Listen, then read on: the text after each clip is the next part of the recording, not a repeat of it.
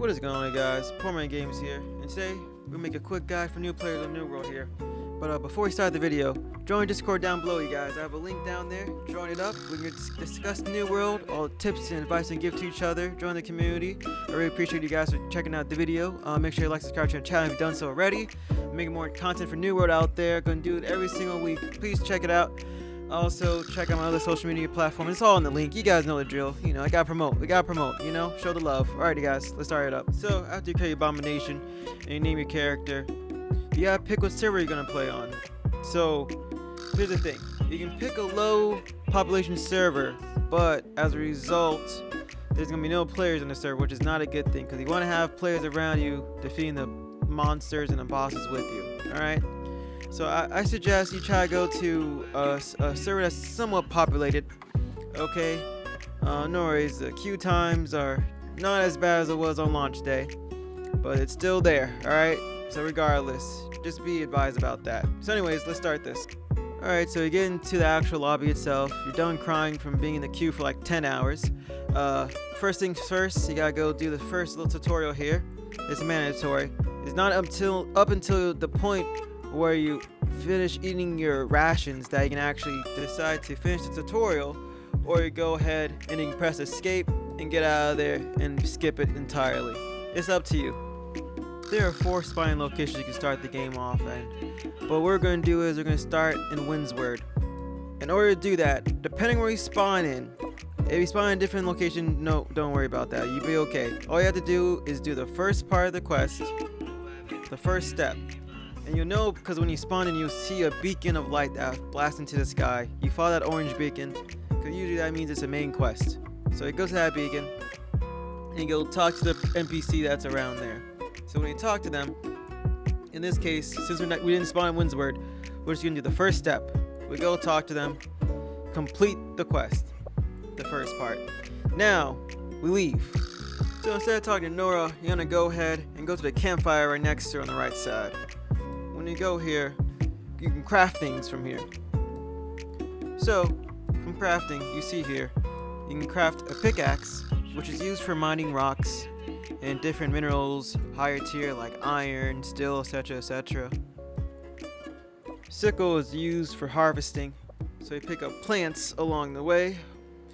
You also get an axe for cutting trees down, and then the knife for skinning animals.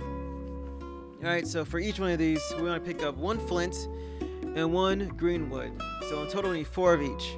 So when we go ahead, what you want to do here is you find flint on the ground always, and it's labeled flint, so it'll be easy to find. Just pick up these 4 right here. Boom, boom, boom. We're good to go. Yada, yada, yada. Now, see this green bush right over here? You pick that up, and that's the wood you want to get. Alright, so here is a big thing we're trying to do right now. Alright. So we gather our tools here, and I'll craft each and every one of them. Alright, so our next goal now is to make it to Windsward. We're trying to go to that first mission area, whatever location. Okay, and that's labeled by the waypoint marker, as you can see here on the map. So we got a long walk ahead of us. So along our journey to Windsward, we want to gather 40 stone, 16 rawhide, and 40 green wood, because we have a quest called Prepare the Siege that comes up very soon, and we're going to avoid all this crap about picking up all these different materials if we go ahead and pick it up while we're heading over there, because it takes at least 10 to 15 minutes to get over there on foot since there's no mounting in the game. So what you want to do is you want to gather rawhide from skinning, boars, wolves, just everything you see, you just skin it, alright? You kill it, skin it, you're good to go, alright? So we want 16 of those. And then for stone, there are usually boulders on the ground that you can find, and you can hit it with your pickaxe, and you go pick up 40 stone that way. Alright, boom, boom. And the green wood, like you saw earlier on, it's the bushes. You get that stuff going, and you cut down some young trees too along the way. You see them right here. No worries if it's something you can't cut, it's because it's mature trees, which requires more wood cutting skill. Alright, just get the young trees because they give you more wood. Alright, there you go. As you progress through the map, you can pass by settlements, so make sure you go into them because you unlock the fast travel to the actual location itself. So it'll save you some time if you want to go back to a different location.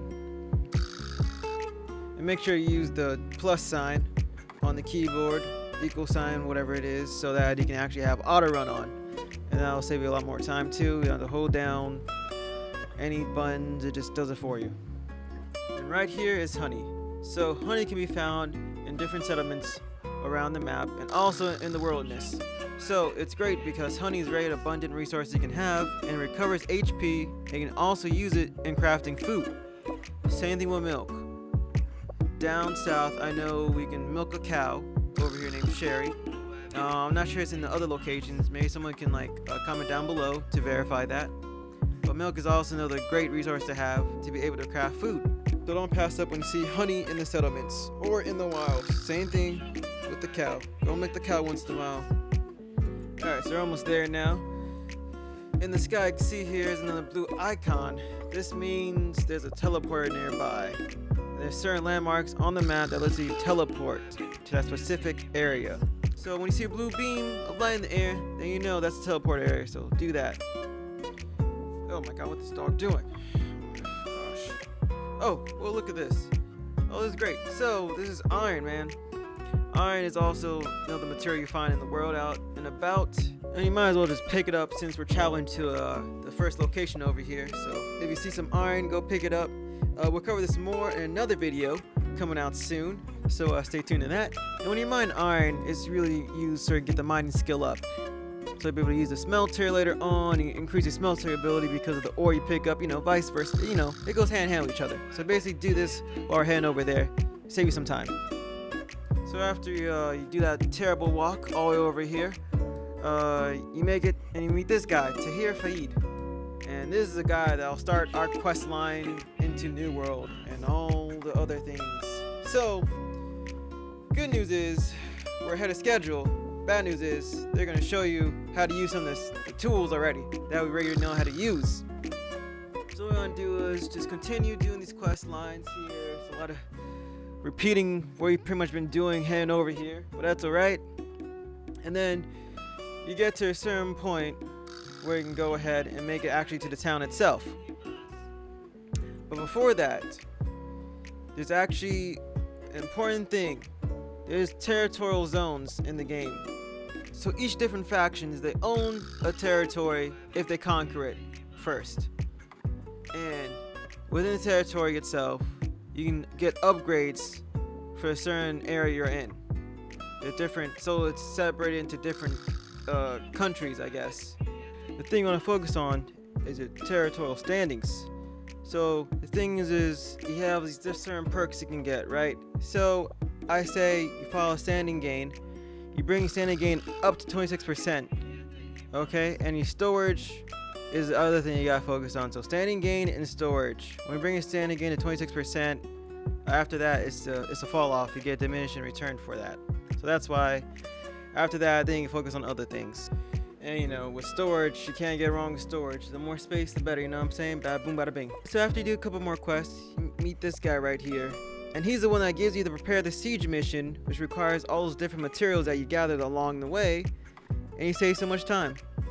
So now, in the next video, what we're going to do is, we're going to go over the different things in the town. And the different skills you can upgrade and what you get for the perks. Alright, that's what we'll do for the next video. It's been PoorManGames, you guys. Make sure you like, subscribe to our channel if you don't so already. Hope you guys enjoy the content. Comment down below some advice for newcomers to the game. Are you guys enjoying it? Are you guys liking it? Let me know. I'll see you next one. Peace out.